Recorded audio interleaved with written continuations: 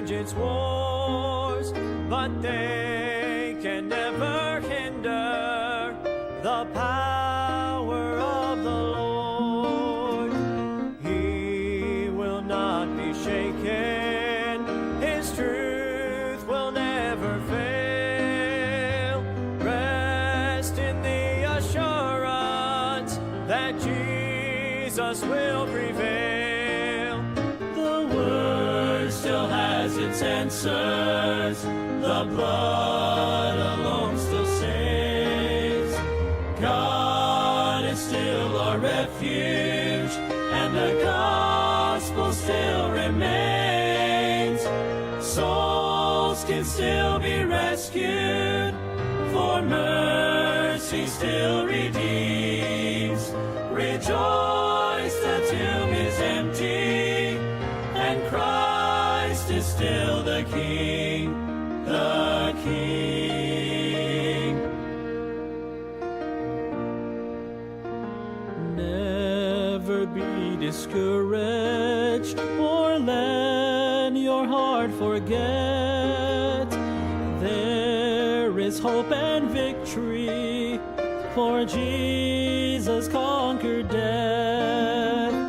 He'll return in power, but till that glorious day, lift his banner higher, stand strong and keep the faith.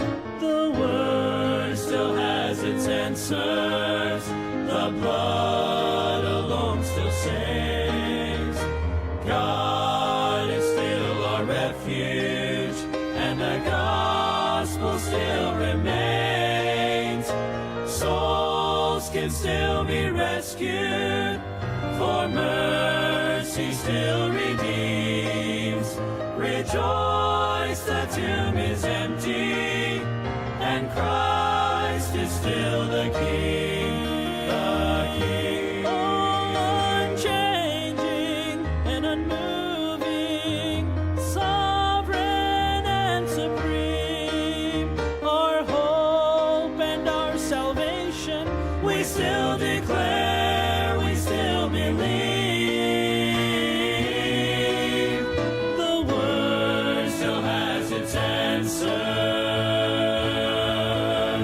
the blood alone still saves. God is still our refuge, and the gospel still remains. Souls can still be rescued, for mercy still redeems. Rejoice, the tomb is empty, and Christ is still the King.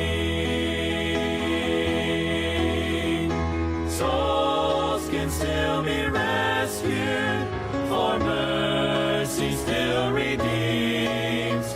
Rejoice, the tomb still empty. Rejoice, the tomb still empty. Rejoice, the tomb still empty. And Christ is still the King. Christ is still the King.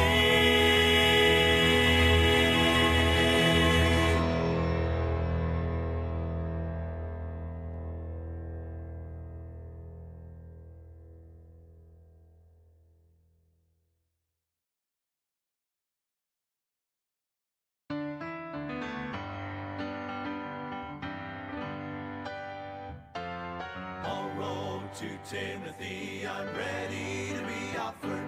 The time of my departure now is at hand. I have fought a good fight.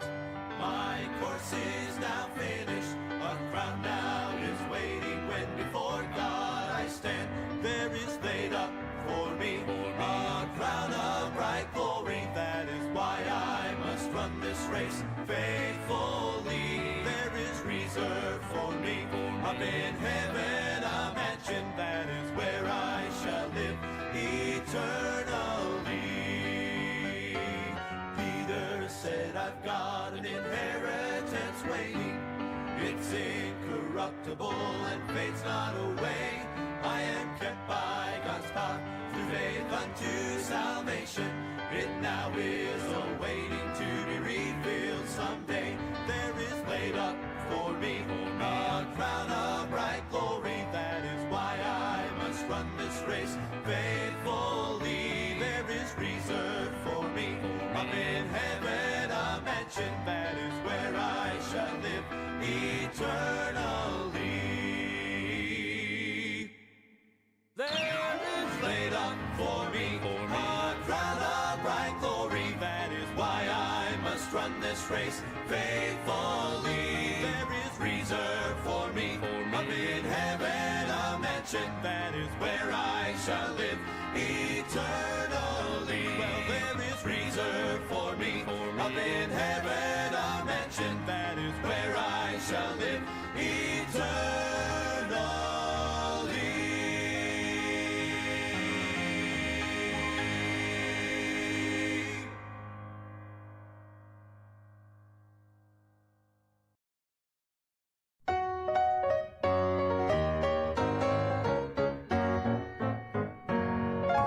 I've often wondered what heaven is like.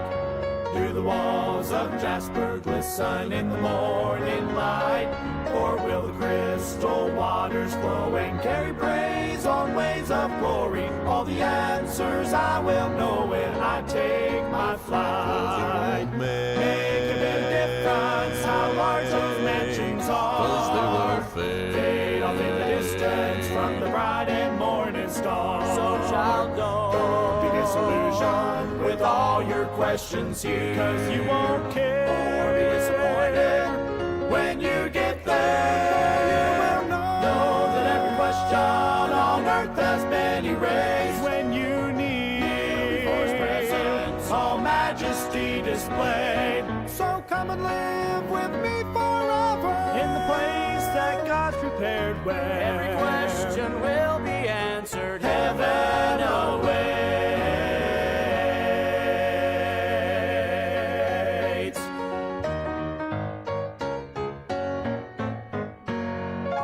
What will heaven's choir be singing when I get home?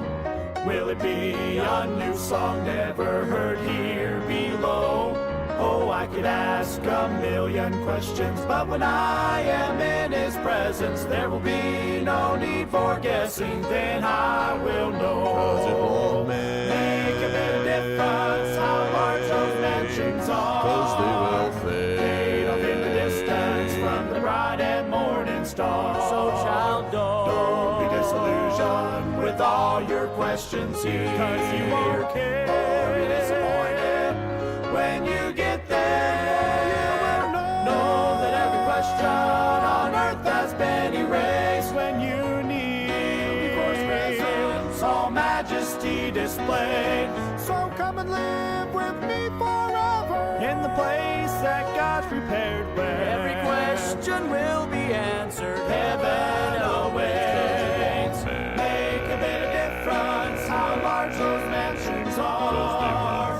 Fade off in the distance from the bright and morning star. So child, don't be disillusioned with all your questions here, 'cause you won't care or be disappointed when you get there. When you get there, know that every question on earth has been erased when you need before His presence all majesty displayed. So come and live with me forever in the place that God's prepared, where every question will be answered. heaven awaits.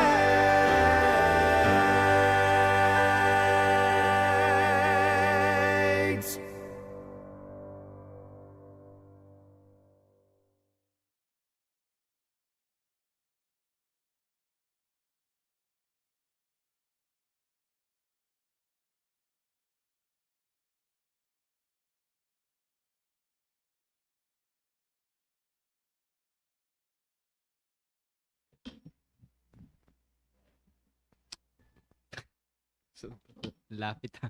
Good morning po sa ating lahat. Good At morning isang po. mapagpalang umaga po sa bawat isa po sa atin. Yun, tutok. May araw na sa likod natin. No? And good morning po sa ating mga viewers. Kung pakibati mo muna yung viewers natin this morning. Nandyan po si Ma'am Hailey. Good morning po. Kay Ma'am Agapita Amlos. Good morning po. Good morning, ma'am. Sir Dennis. Good morning po. Sir Dennis, good morning, sir. Sir Sir Tommy. Tommy, Good morning, Morning po. po. Ma'am Joyce. Good morning po. Morning, ma'am. Ma'am Rachel. Good morning po. Sir Digno. Good morning po. Ma'am Nelda. Good morning po. Ma'am Morning, ma'am. Rolin Sanet. Si ma'am. Yan pa lang, sir.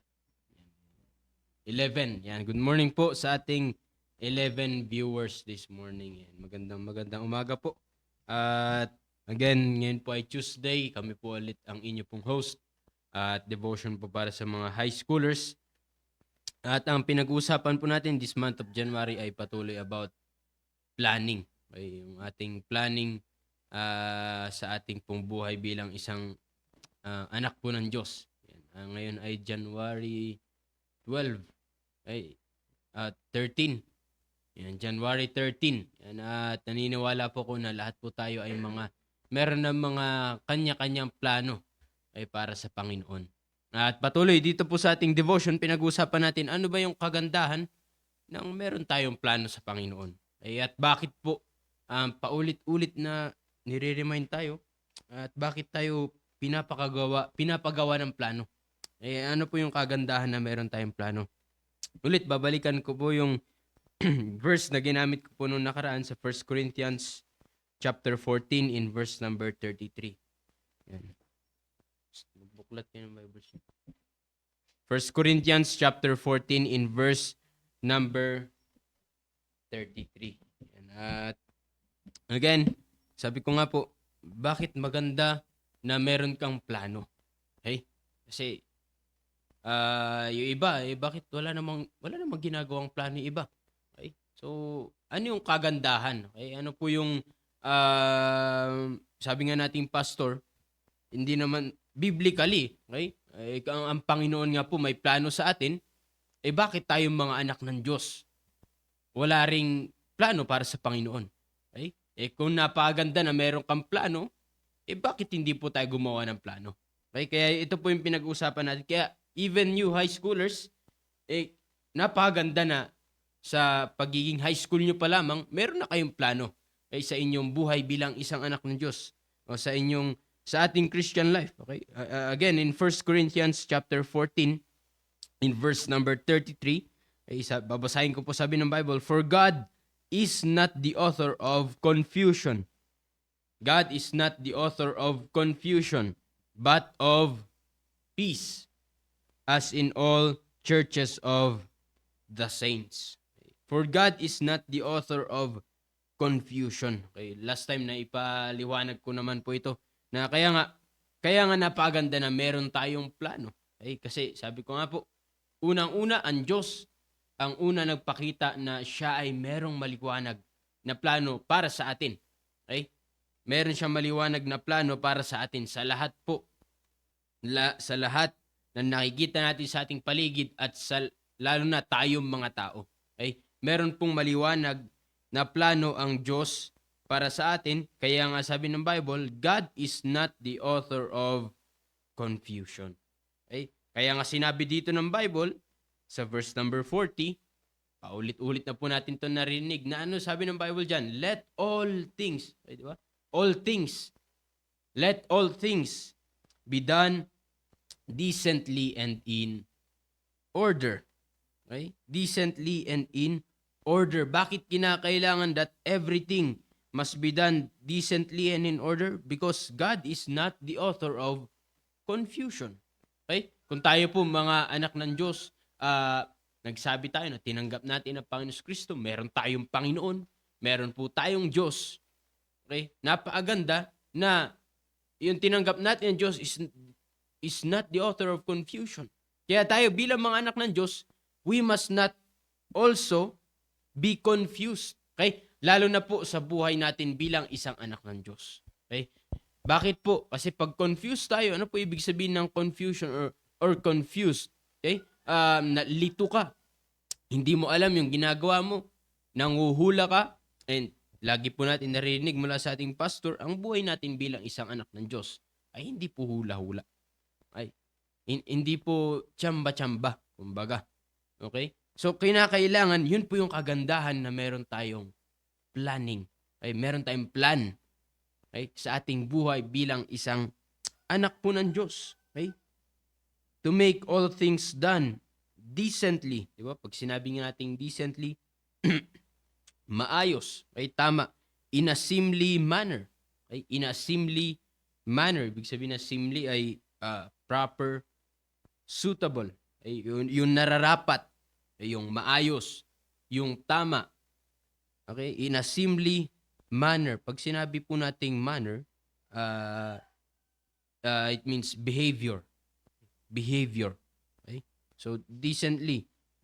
In behavior. Big sabihin ng behavior in our words, in our conduct, in our actions. Okay? Yung lumalabas sa ating bibig, yung asal natin. Okay? Yung asal po natin. At yung ating mga actions. Okay? Yung ating mga actions. Okay? Kaya nga, maganda na mayroon kang plano para sa Panginoon to make all things. Okay? Ano yung all things?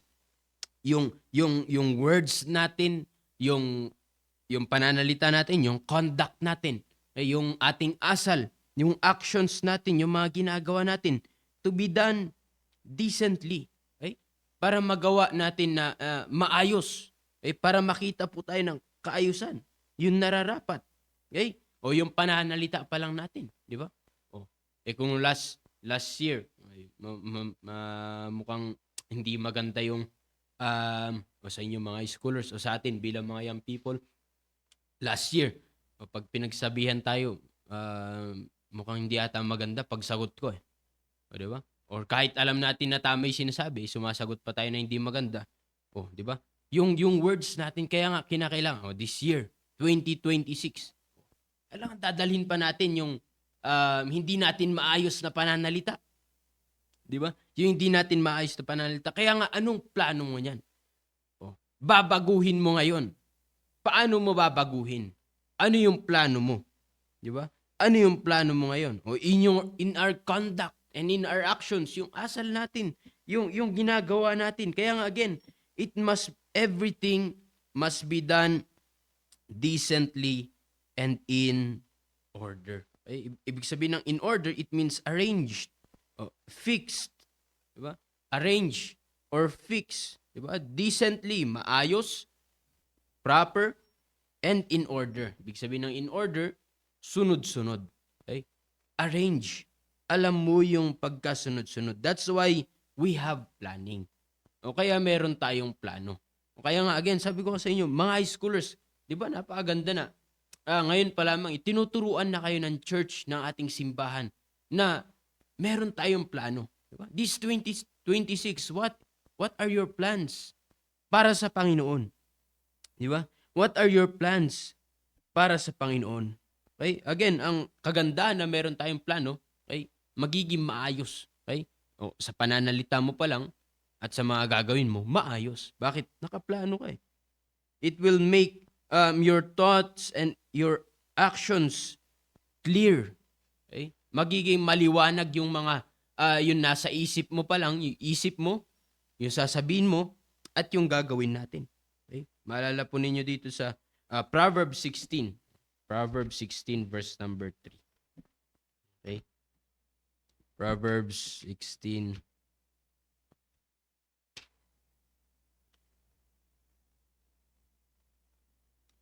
verse number 3. Okay, sabi ng Bible dito, commit thy works unto the Lord, and thy thoughts shall be established.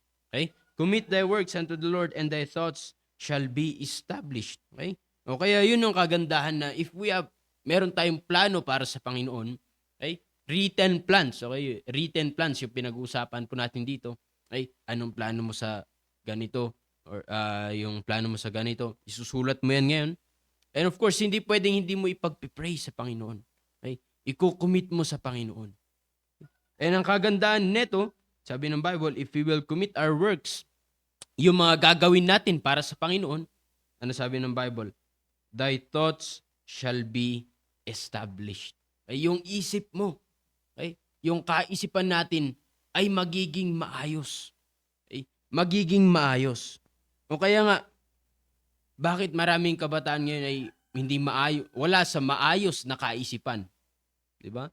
Wala sa matinong kaisipan. Unang-una, of course, wala silang Diyos at walang plano sa buhay. Kaya nga po tayo bilang mga anak ng Diyos, bilang nagsasabing may Panginoon, hindi maganda sa atin na wala kang kaayusan sa iyong pag-iisip. Kaya nga napaganda na meron kang plano para sa Panginoon. Okay? Meron kang plano para sa Panginoon. Okay? We have planning. Okay? We have planning. Again, with planning, every work will be decent and in order.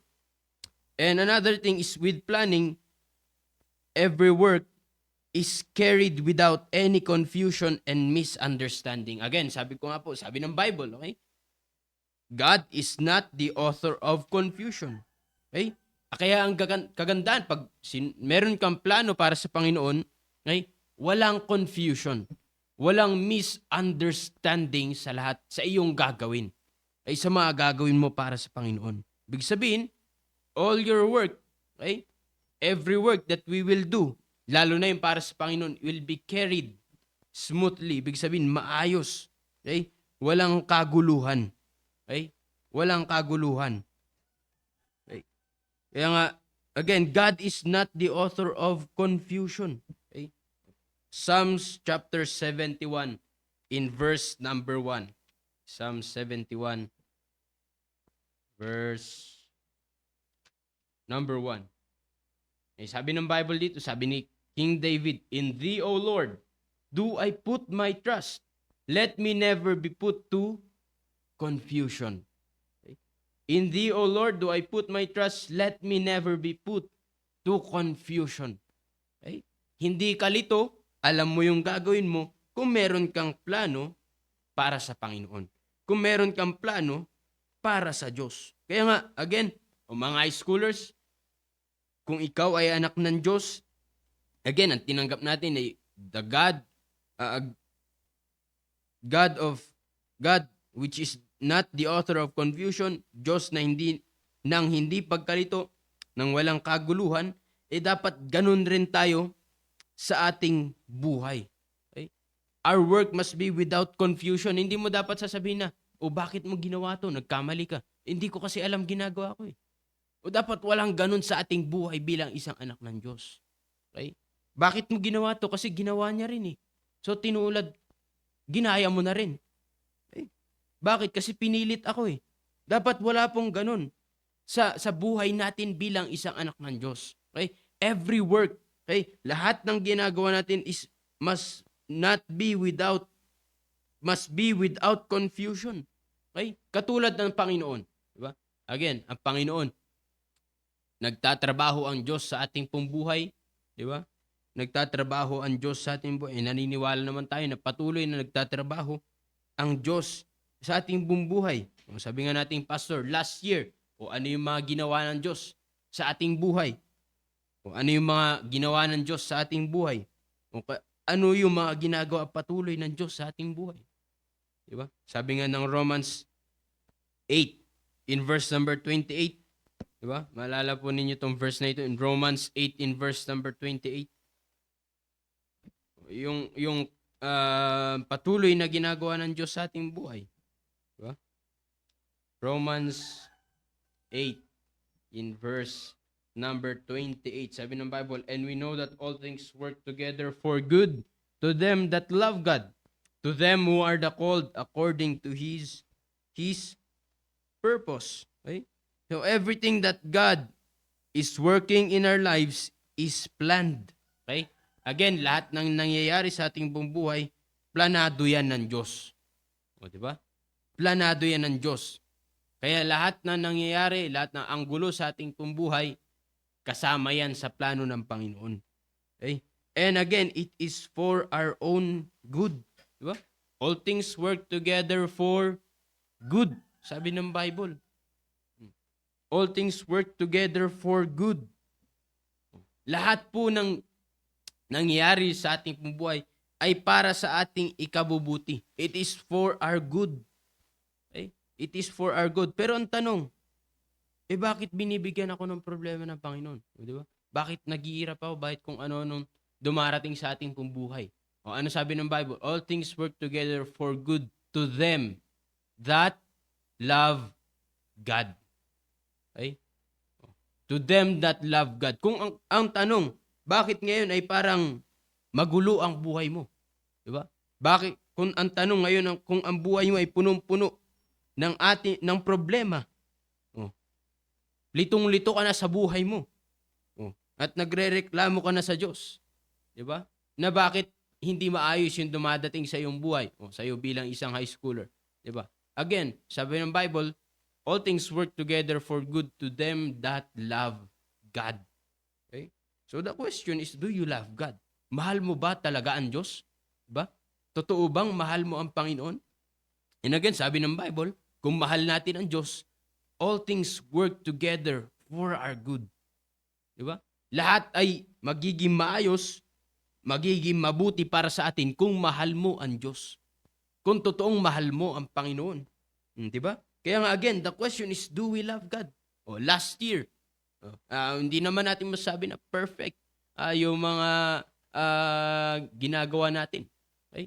Pero last year, naipakita ba natin na mahal natin ang Diyos? Di ba? Marami ring problema, marami ring kung ano dumating sa ating buhay. Di ba? But the question is, do we love God? Di ba? Ito yung inuutos ng Diyos sa atin. Di ba? Ano sabi ng Deuteronomy chapter 6 verse 5? Sa natin, Deuteronomy 6 in verse number 5.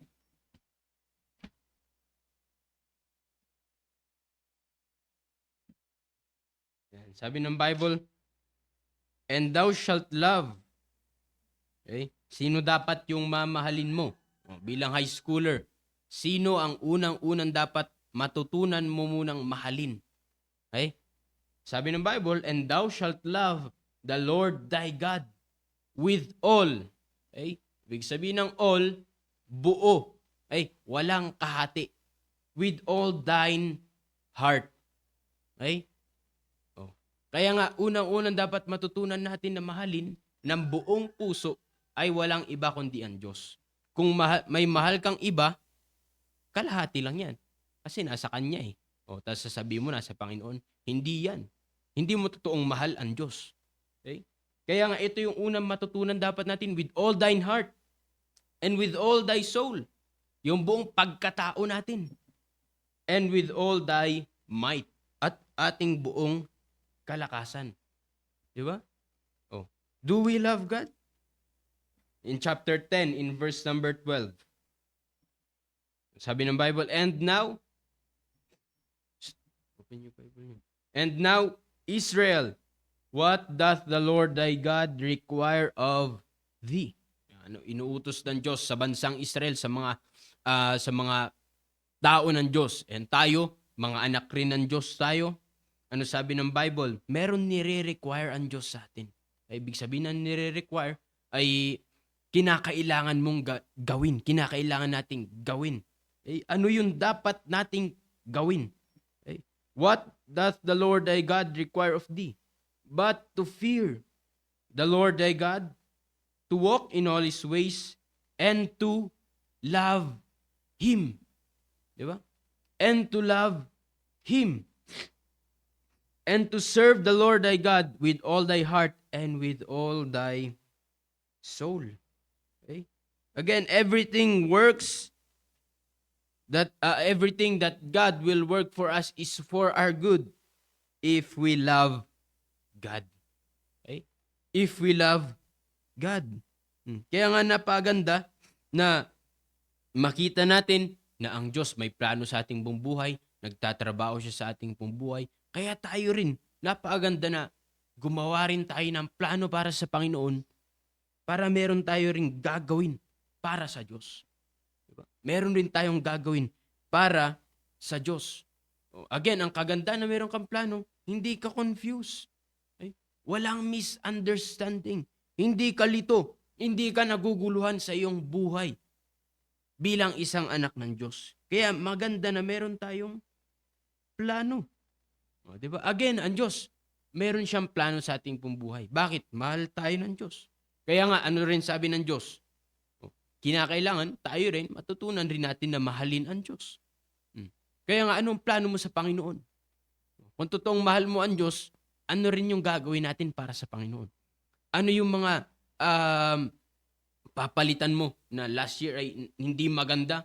Ngayon, 2026 na, hindi na natin dapat dalhin yan. Ano yung mga ipapalit mo dyan? Ano yung mga gagawin mo dyan? Okay? Matthew 22 in verse number 37 to 38. Okay? Ito, lagi natin itong binabasa. Matthew 22 in verse number 37 to 38.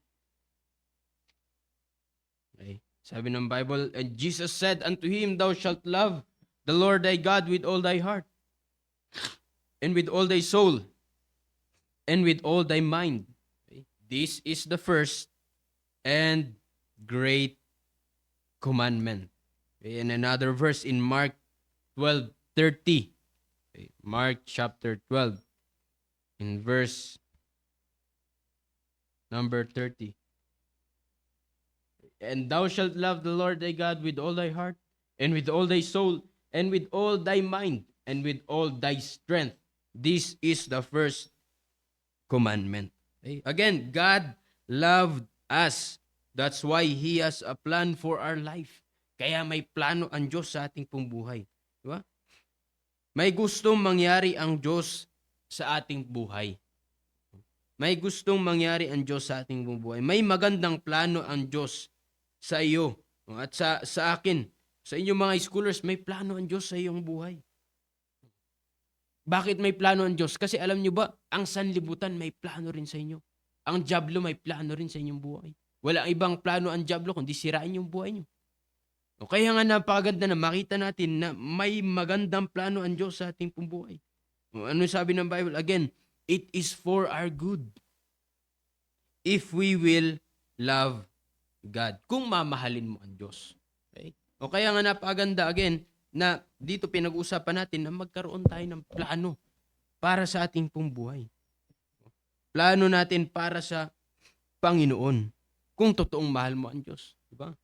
Paano natin mamahalin ang Diyos? With all our heart. Ano ba ang heart natin? It is the center of our thoughts and our emotion. Okay? Center of our thoughts and our emotion. Okay? Pag sinabi nating heart, ay it also talks about the mind o yung ating intellect, our understanding. Mahalin mo ang Diyos na yung buong puso. With all our soul. Diba? Yung buong buhay mo. Sa inyong mga scholars, sa kanino ninyo ibibigay yung buhay ninyo? Kanino ninyo ipapagamit yung buhay ninyo? Kung sa Diablos, sanlibutan, marami na sinira na buhay ang sanlibutan. Marami nang sinirang buhay ang Diablo. Diba? Pag wala kayo sa Panginoon, mga scholars, tignan ninyo pa lang, kahit nga elementary pa lamang, anong uso-uso ngayon? Bata pa, nagbe-vape na. Diba? Ang tanong, bakit bibigyan ba kayo ng maayos na buhay niyan? Diba? High schoolers pa lamang. Yung kung ano-anong bisyo. High school ka pa lang. Kung may jowa ka na. Di ba? Akala ninyo biro-biro lang yung ganyan. Akala nyo biro lang yung ganyan. Di ba? Pero hindi mo alam nasisira yung buhay mo sa bagay na yan. At kaya nga dito tinuturuan tayo na dapat matutunan muna nating mahalin ay ang Diyos. Di ba? Hindi mo pa nga natututunan mahalin ang Diyos, nagmamahal ka na ng iba. Di ba? Yan ang tanong, anong magandang maidudulot niyan? O kung kayong tatanungin ko, anong magandang maidudulot niyan? Di ba? Sa Panginoon, anong inuutos ng Diyos? That we must love the Lord our God with all our heart. Okay? Luke chapter 10 verse 27. Luke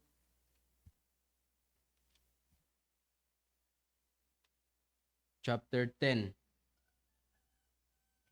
in verse number 27. Mhm. Luke 10:27. Hindi ko lang. Ayan, sabi ng Bible, and he answering said, Thou shalt love the Lord thy God with all thy heart, and with all thy soul, and with all thy strength, and with all thy mind, and thy neighbor as thyself, or with all our strength, or with all that we can do. O, lalo na sa atin, mga young people, mga high schoolers, saan natin ibubuhos yung lakas natin? Di ba? Saan natin gagamitin yung lakas natin? Dapat wala nang iba kundi para sa Panginoon. Kaya nga, gagawa ka ng plano para sa mga gagawin mo para sa Panginoon. Habang malakas pa tayo. Di ba? Habang malakas pa tayo. Bakit? Tandaan natin, hindi tayo palakas. Okay? Hindi tayo pabata, patanda tayo. Okay? At pahina tayo. Okay? Bilang mga tao. O, kung hindi ka tumatanda, kung hindi ka nangihina, baka hindi ka na tao. O. Pero lahat tayo darating po sa ganyan. Kaya nga napaganda na habang malakas pa tayo, okay? Habang binibigyan po tayo ng lakas ng Diyos, ay pagkakataon ng Diyos, ay yan ay pagkakataon rin na tayo ay gamitin ng Panginoon. Okay? Tayo ay gamitin ng Diyos. Oh, mga high schoolers, malakas pa tayo. Bakit hindi natin gamitin sa soul winning? Bakit hindi mo gamitin sa pag-share ng salita ng Diyos? Di ba? Kaya nga, this year, ano yung plano mo sa iyong soul winning? Again, anong plano mo sa pag-share ng salita ng Diyos? Last year, nahihiya pa ako kaya hindi ako nakapag-involve sa soul winning. Pero this year, sisikapin ko na mag-involve ako sa soul winning, hindi na ako mahihiya. Di ba?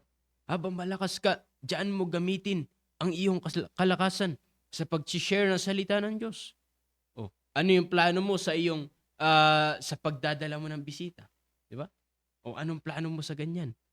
Hindi ba napakaganda na high schoolers, marami kayong classmate dyan, marami kayong pwedeng invite sa simbahan, at pag Sunday, may na-invite ka from Monday to Saturday, and Sunday, susunduin mo sila. Hindi ba napakaganda na dyan mo gamitin ang iyong kalakasan, your strength, di ba? Yung kalakasan mo ay dyan mo ibuhos, dyan mo gamitin para sa Panginoon. Marami tayong ministries dito sa ating church. Di ba? Bakit hindi ka magpagamit? Di ba? If we love God, we have to make a plan for Him. Kung totoong mahal mo ang Diyos, kaya nga gagawa ka ng plano na ito yung mga gagawin ko para sa Panginoon. Sunod-sunod yan. Ito yung mga hindi ko na gampanan last year at ngayon ay sisikapin ko na gagawin ko para meron akong magawa para sa Panginoon. Okay? Kaya nga, ang Diyos, mahal tayo. Kaya again, siya ay may maliwanag at magandang plano para sa atin. Di ba? Napaganda yung plano ng Diyos is without confusion and without misunderstanding. Hindi ka maguguluhan kailanman sa buhay mo pag susundin mo yung plano ng Diyos. Pero marami nang hindi sumunod sa plano ng Diyos na nagulo ang kanilang buhay, na nasira ang kanilang buhay. Bakit? Hindi sumunod sa Panginoon. Pero kung susunod tayo sa Panginoon, susunod tayo sa magandang plano ng Diyos, magiging maayos rin yung ating buhay. Okay? Kaya nga tayo rin. Di ba? Kaya nga tayo rin. Kinakailangan, meron rin tayong magandang plano na gagawin natin para sa Panginoon. Magandang plano na gagawin natin para sa Panginoon para hindi ka confused, hindi ka maguguluhan sa buhay mo. Biro mo, high schooler ka pa lang, gulong-gulo ka na sa buhay mo. Bakit? Wala kang plano sa Panginoon. Kaya nga napaganda to make a plan for God. Maganda na gagawa ka ng plano mo para sa Panginoon. Okay? To avoid confusion and misunderstanding. James 3 verse 16. James chapter 3. Verse number 16. Ito Yan. Sabi ng Bible dito, James 3 verse 16. Oh, makita natin dito. For where envying and strife is, there is confusion and evil work. Oh, and evil work. Kaya nga, bakit may ganito? Bakit may envying? Bakit may inggitan? Bakit may strife? Bakit may away-away? Di ba? Bakit may pagkagulo-gulo? Oh. At kung meron yan, sabi ng Bible, there is confusion and every evil work. In which, sa atin, wala tayong ganyan dapat kasi mga anak tayo ng Diyos. Okay? Kaya nga napaganda po na meron kang plano para sa Panginoon. Okay? We have to learn to love God and make a plan for Him. Make a plan for Him. And tandaan po natin, pag tayo may magandang plano sa Panginoon, God will never put us in confusion and misunderstanding. Okay? Hindi ka kailanman lilituhin ng Diyos. Hindi ka kailanman maguguluhan sa buhay mo bilang isang anak ng Diyos. Hindi masisira ang buhay mo. But with God, kung meron kang plano, there's peace. In Romans chapter 5, in verse number 1. Okay? Romans 5, verse number 1.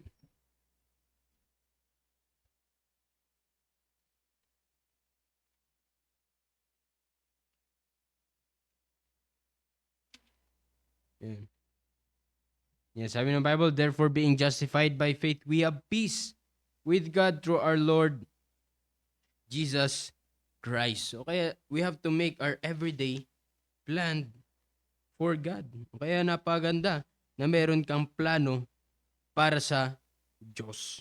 Meron kang plano para saan? Para sa Panginoon. Di ba? O kaya nga, we have to make our this 2026 productive. Okay? At meron tayong mga accomplishment sa Panginoon. Kaya napaganda na magkaroon tayo ng plano para sa Panginoon, para sa Diyos. So again, mga schoolers, ano yung plano mo sa soul winning mo? Diba? Ano yung plano mo sa pagdadala ng first time visitors mo? Ano yung plano mo sa iyong discipleship? Diba? Yan ay yan ang dapat matutunan muna natin. Diba? Sabi ko nga, pag meron tayong plano, excited ka lagi para sa Panginoon. Diba? Hindi ka matamlay, hindi ka malungkot, or wala kang gana. Especially sa mga ginagawa mo para sa Panginoon. Bakit? Meron nakasulat na plano mo eh. May nakasulat dyan na nakikita mo lagi na ito yung dapat kong gawin para sa Panginoon. At hanggat hindi mo nagagawa, ay ito yung nag-encourage sa'yo. Diba? You have your heart and mind fixed. It is in order, decent. Bakit? Alam mo na meron kang gagawin para sa Panginoon. Di ba? O mga scholars, 2026 na. Di ba? Bakit yung iba? Walang ganang pumunta sa bahay-sambahan pa rin. Di ba? Ba't tinatamad ka pa rin pagpunta sa bahay-sambahan? Di ba? Ginising ka na lahat. Paulit-ulit. Hindi ka pa rin bumabangon. Wala kang plano sa pagpunta mo sa bahay-sambahan. Di ba? Wala kang plano. Bakit walang yun nga, wala kang gana pa sa soul winning. Bakit nahihiya-hiya ka pa? Diba? Hindi ka tuloy ngayon makapag-soul winning. Bakit? Kasi hindi ka gumagawa ng plano mo. Hindi ka gumagawa ng plano mo. O sa pagdadala ng bisita. Pero pag may plano ka, nakalagay dyan, at least every Sunday may dadalhin akong first time visitors. Hindi yan yung pagsusumikapan mo. Hindi ka matamlay. Hindi ka malungkot. Bakit? Meron kang plano. Sunod-sunod yung magagawin mo para sa Panginoon. At masaya ka. Bakit? Kasi gusto mo na meron ka ulit magagawa para sa Panginoon. Yan yung kagandahan na meron kang plano para sa Panginoon. Okay? O kaya nga, kung ang Diyos, meron plano ang Diyos sa ating pambuhay, bakit tayo mga anak niya? Walang plano rin para sa Panginoon. O, di ba? Kaya nga kung totoong anak tayo ng Diyos, kung totoong tinanggap mo ang Panginoon Kristo, gumawa po tayo ng maliwanag na gagawin rin natin para sa Panginoon. Especially sa inyong mga high schoolers, ano yung mga gagawin ninyo para sa Panginoon? Okay? Ano yung mga gagawin mo para sa Panginoon? Yung mga lahat ng ginagawa natin dito sa simbahan, yung mga ministries mo, di ba? Yung mga ministries mo, o yung mga ginagawa mo sa inyong tahanan, di ba? Isusulat mo ngayon. At hindi lang basta isusulat, kundi gagawin natin. Okay? Gagampanan natin. Kasi syempre useless pag sinulat mo, hindi mo rin gagawin. Okay? Pero total, sinulat natin, ginawan natin ng plano natin yan para sa Panginoon. Again, sa Panginoon, hindi po sa tao, kaya dapat gawin natin. Dapat susundin natin. Okay? O, kaya nga this 2026, again mga high schoolers, meron tayong mga kanya-kanyang plano para sa Panginoon. Sikapin natin na gagawin din natin. Okay? Sikapin natin na gagampanan natin. Okay? O, kaya nga, kayo merong mga plano para sa Panginoon. Diba? Kamusta yung mga plano ninyo? Diba? Ginagawa nyo ba? O, baka January 13 pa lang ay pagod na kayo sa mga plano ninyo. O, hindi dapat ganun. First month pa lang, pagod na kayo. O, kaya tayo may plano para hindi tayo mapagod. Para alam natin yung mga gagawin natin. Sunod-sunod. Okay? So again, this morning, again, sabi ng binasa natin, God is not the author of confusion. Kaya tayong mga anak ng Diyos, ganun rin dapat tayo. Sa ating buhay, hindi rin dapat tayo confused. Okay? Paano po mangyayari na hindi tayo dapat confused? We have to make a plan for God. Okay? Katulad ng Diyos, pinakita niya yung kanyang pagmamahal sa atin dahil meron siyang plano para sa atin. Tayo rin, dapat matutunan rin natin na mahalin ang Diyos. Kaya nga, gagawa ka ng plano na mga gagawin mo para sa Panginoon. Okay? So, I hope ako po ay naging blessing sa inyo sa umaga pong ito. Kaya, yun yung kagandahan. Okay? Na meron tayong plano para sa Panginoon. Okay? Naririnig natin yung iba, bakit kailangan magplano-plano ka pa? Pwede namang hindi. Dito sa atin, sabi nga nating pastor lagi, ang Diyos may plano sa iyo . Ikaw anak ka ng Diyos. Kung totoong anak ka ng Diyos. Di ba? Bakit hindi ka rin gumawa ng plano para sa Panginoon? Di po ba? O kaya nga, maganda na meron kang plano. Kaya gumawa tayo ng plano. At meron na po tayo mga plano, gampanan po natin. Okay? Gawin po natin. Okay? So, I hope ako po ay naging blessing sa inyo sa umaga pong ito. Yan. At kung meron po kayo mga comments, please i-comment nyo lang po sa ating comment section. And yan, I hope na lahat po tayo ay merong natutunan at meron tayo, napaalalahanan po ulit tayo. Okay? Napaalalahanan po ulit tayo sa ating napakinggan sa umaga po ito. Okay? And of course, lagi naman ay nandito po yung ating mga live audience, yung mga high schoolers po natin dito. At bago tayo magtapos ay pakinggan rin natin at isi-share nila yung mga na natutunan nila ngayon sa umagang ito. Sige, ikaw na, mauna po. Ayusin ninyo sumagot kasi nakikinig yung mga members natin, nakikinig yung mga viewers. Sige po. Good morning po sa ating lahat. Ang natutunan ko po ngayon ay ang Diyos po ay hindi po siya yung author ng confusion. At ang Diyos po ay meron pong malinaw na plano para sa atin. At lahat po ng nangyayari sa atin ay ito po ay nakaplinano po ng Diyos. At ang buhay po natin ay dapat hindi hula-hula or tsambahan. Dahil ang Diyos po natin ay meron pong malinaw na plano. Kaya dapat po meron din po tayong plano. At sabi nga po ni Sir Mesha kanina na pagmahal po natin ng Diyos, all things work together for good. Na minsan po, nagreklamo po tayo. Bakit po tayo may problema? Sabi po ni Sir Mesha, kapag mahal po natin ang Diyos. Kaya kapag may ganyan po na nangyari po sa ating buhay, ang kailangan lang po natin gawin ay mahalin po natin ang Diyos. Yun lang po. Okay, sige, next.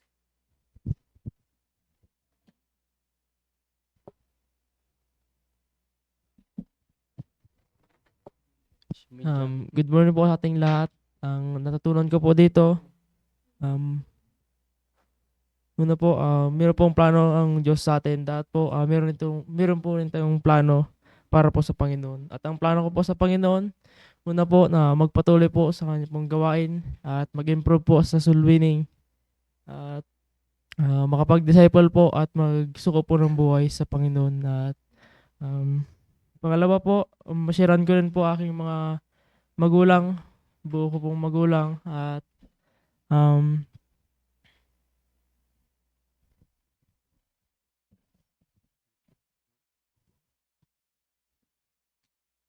At sisikapin ko po na makapagtapos po ako sa PSS na kasama ko po ang Panginoon. At may tiwala po ako sa Panginoon na gagabayan niya po ako sa aking araw-araw na gagawin. At pangatlo po, mag-aaral po ako mag-pianist. At Yun. Yan mga pag-aralan mo. para po, Nakikinig ba sa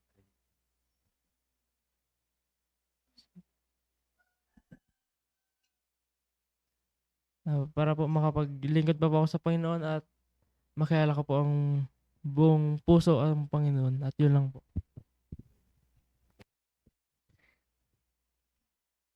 Good morning po. Inatutunan ko po ngayong umaga ay if we have plan for God, it will make our thoughts clear. And dapat po pag magawa po tayo, our work must be without confusion. At ang yung sabi po ni Kuya Masya kanina na tinatak ko po sa aking I must love God with all my heart, with all my soul, and with all my might. At kapag may plano po tayo, hindi po tayo magiging confused sa ginagawa natin at dapat it is for our good if we will love God. And dapat ang sabi po ni Kuya Masya kanina, unahin po natin unahin po natin na mahalin ang Diyos bago po tayo magmahal ng iba. At sabi niya po sa ating mga kabataan na habang malakas pa tayo, samantalahin natin na maglingkod tayo sa Panginoon. At dapat kung mahal po natin ang Panginoon, meron po tayong plano sa Panginoon. At ang plano ko po sa Panginoon ay hindi po ako mag-quit sa ministry at madagdagan pa po lalo yung aking ministry. At lalo po ako mag-involve sa soul winning and pagdadala ng bisita at hindi ko po papabayaan yung ministry ko. Yun lang po. Good morning po sa ating lahat. If God had a plan in your life, you should have a plan for God too. Yun nga po, yung pag may plano ka po, hindi ka lito sa mga gagawin mo or ginagawa mo. And dapat yung Panginoon po muna yung mamahalin natin, wag po muna yung ibang tao. And yung every galaw po natin is wala po tayong misunderstanding. And pag mahal po natin yung Panginoon is may plano po tayo na gagawin sa Kanya. And yung plano ko po is ma-maintain ko po yung 10 soul ko every week. And ma-invite ko po yung mga classmate ko and ma-disciple din po sila. At magfo-focus din po ako sa aking prayer life. At magfo-focus din po ako sa spiritual growth ko po. And yung ma-disciple ko din po yung mga kapatid ko. At mag-focus din po sa ministry and sa PSS ko po. Yun lang po. Morning po sa ating lahat. Ang natutunan ko po ay napakaganda po na ang Diyos po ay hindi po author ng confusion. At maganda na may plano po tayo kasi it can be done decently and in order. At hindi po maganda sa atin na wala po tayong kaayusan sa pag-iisip. At lahat po ng ginagawa po natin must be without confusion. At we must love the Lord our God with all our hearts.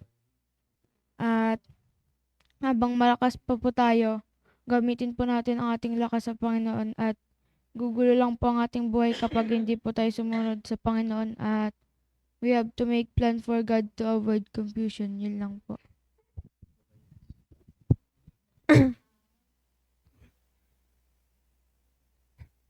Good, good, good morning po sa atin lahat. Ang plano ko po ay kung tut- kung, kung Bigyan mo na sa akin. Morning po sa ating lahat. Ang natutunan ko po ay pag may plano ka ay hindi ka malulungkot at may gagawin ka sa araw-araw at dapat natutunan ko po din ay dapat matutunan natin na mahalin muna ang Diyos bago ang iba. At kapag may plano tayo ay hindi tayo malilito. At yun lang. Okay na. Yun. Okay, so thank you. At salamat sa inyong mga natutunan at thank you po sa ating 17 viewers. And good morning po sa inyo pong lahat. Naidagdag sila Ma'am Nelda or nabati ba kami kanina? Yan, sila Sir Bore. Yan, wala si si Emma na hindi nakikinig, sir. Nalate ata si Emma ng gising. Okay. And Sir Ariel, good morning, sir. And kay Ma'am Apple. Kay Ma'am Myra. Ma'am Myra, dapat si Denmar Ma'am Aisel, good morning sa inyo, ma'am. Morning po. At si Ma'am Julie. Yan, Ma'am Julie, good morning, ma'am.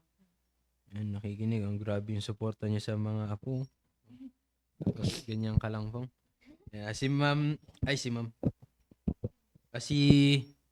pangalan nito, si Kitly. Yan, Kitly, good morning. Morning po. And kila Ma'am Mercy. Yan, may mga bago pa ba dyan dumagdag sa Ma'am Mercy? Okay, so Nanay Lina. Ma'am Lina, good morning, Morning po sa po. inyo. Okay, so maraming salamat po. At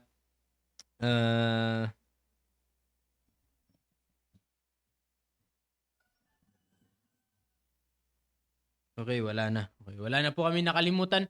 And di man po namin kayo nabati pero nakikinig po kayo ay magandang umaga po sa inyo po. At salamat po sa inyo. 20 viewers na. Yan, dumadagdag. Ba't kaya ganun? Pagpatapos na dumadami. Yan. Okay, so hindi man po namin kayo nabati pero nakikinig kayo ay maraming salamat po sa inyo pong pakikinig. Okay?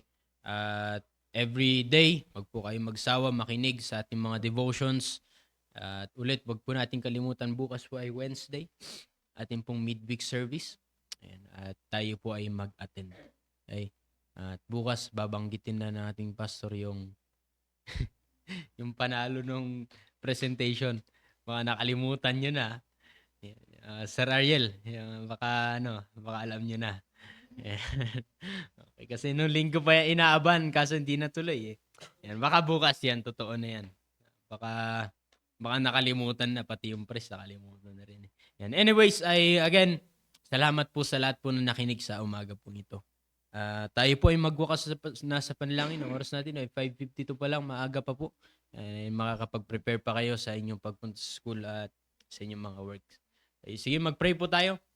Dakilang Diyos, salamat Panginoon sa umaga pong ito. Salamat po Diyos sa natapos po naming devotion. Salamat po sa paalala na amin pong narinig kung bakit napakalaga po Panginoon na meron kaming ginagawang plano po sa inyo. At pagpalain niyo po ang buong maghapon at kayo pong patuloy na mag-ingat at maggabay sa mga gagawin po namin. Yung mga magtatrabaho Panginoon, pupunta po sa mga eskwelahan po nila ay kayo pong mag-ingat at bigyan niyo po ng pagkakataon ng bawat isa. Lalo na po yung makapag-share ng inyo pong salita at maimbitahan dito sa simbahan. Muli Panginoon, Mingi po kami ng kapatawaran sa lahat po ng mga nagawa po namin sa inyo. Hindi maganda. Ito po amin dalangin sa pangalan ni Jesus. Amen. Again, good morning po. And God bless po. Salamat po sa inyong pakikinig.